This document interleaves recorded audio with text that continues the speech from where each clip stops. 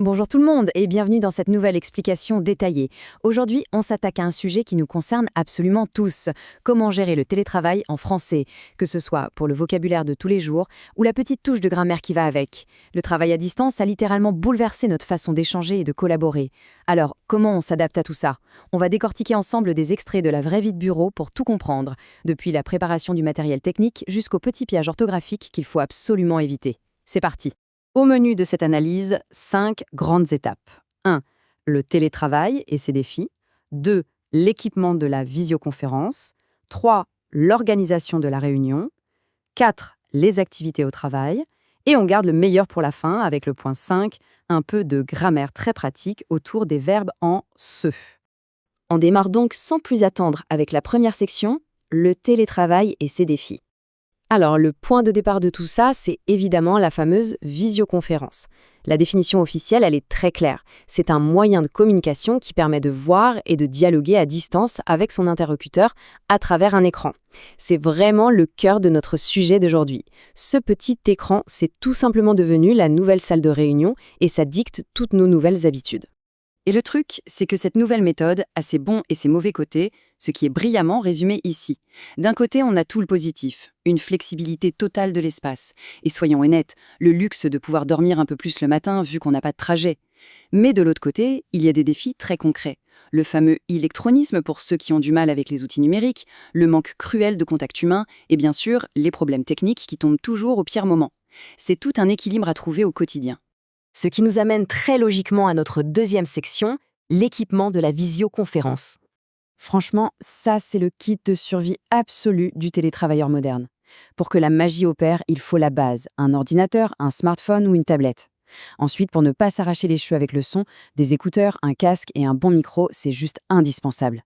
On ajoute à ça une bonne connexion, une application dédiée et surtout, le Graal, une pièce au calme. Sans oublier les classiques comme le clavier, la souris, un écran supplémentaire et l'œil de la réunion, la webcam. Connaître tout ce vocabulaire sur le bout des doigts, c'est la première étape pour signaler un problème ou dépanner un collègue en galère. Allez, on passe à la troisième section, l'organisation de la réunion.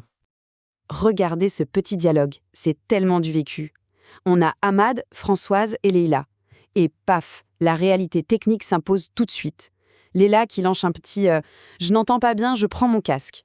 Et Ahmad qui fait le test micro classique « Ça va, tu entends maintenant ?» On est tous passés par là. Et c'est seulement après avoir géré ces petits couacs qu'on peut enfin annoncer le programme et lancer les choses sérieuses. Et ces choses sérieuses, c'est ce fameux ordre du jour, qui est hyper bien structuré ici. Ouverture à 14h30, tapante, présentation du projet 5 minutes plus tard, puis on enchaîne avec le budget. Et regardez bien au milieu, il y a la pause prévue de 16h à 16h15. C'est juste vital d'inclure des moments pour respirer. On termine ensuite par l'organisation des équipes et la fin de la réunion à 17h30. Avoir ce type de cadre en tête, c'est vraiment ce qui empêche les réunions virtuelles de partir dans tous les sens. On passe maintenant à la quatrième section, les activités au travail. En français, il y a des associations de mots qui sont hyper logiques au bureau. C'est un peu comme des couples indissociables. Par exemple, qu'est-ce qu'on fait avec un projet? On le présente. Qu'est-ce qu'on fait avec une réunion? On l'anime ou on l'organise. Quand il faut se voir, on fixe un rendez-vous. Et pour la communication de tous les jours, on reçoit ou on envoie un mail. Avoir ces automatismes, ça donne tout de suite un côté beaucoup plus fluide et professionnel à ce qu'on dit. Et d'ailleurs, pour être vraiment précis, il faut avoir le mot juste pour chaque situation. Un programme de réunion, comme on l'a vu tout à l'heure, le terme pro, c'est un ordre du jour. Et cette fameuse interruption temporaire pour souffler un peu, eh bien, on appelle tout simplement ça une pause. La précision du vocabulaire, c'est ce qui montre qu'on maîtrise vraiment son environnement. Allez, on arrive à notre cinquième et dernière section, et c'est super pratique, la grammaire avec les verbes en C. Alors là, on va regarder un détail fascinant au niveau de l'orthographe. Prenez la phrase « J'annonce l'ordre du jour ». Le verbe annoncer, on a un beau C tout simple, rien de spécial. Mais juste en dessous, on change de verbe, nous commençons la réunion. Et là, boum, une cédille apparaît sous le C, un peu sortie de nulle part. Pourquoi cette petite modification ? Si on décortique le tableau de conjugaison, le mystère se dissipe tout de suite. Observez la colonne du radical pour « je »,« tu »,« il »,« elle »,« vous » et « ils » ou « elles ». La lettre C est toujours suivie d'un petit « e », donc le son reste un « se » très doux. Mais regardez bien la ligne du pronom nous. La terminaison, c'est on, et ça commence par un O. Ce qui nous amène directement à cette règle d'or absolument cruciale. Pour le verbe commencer, ou n'importe quel verbe en C, on ajoute une cédille devant la lettre A, la lettre O et la lettre U. Imaginez une seconde si on ne mettait pas cette petite cédille magique devant le O de on. On devrait prononcer « nous commençons ». Avouez que ça ne sonne pas terrible.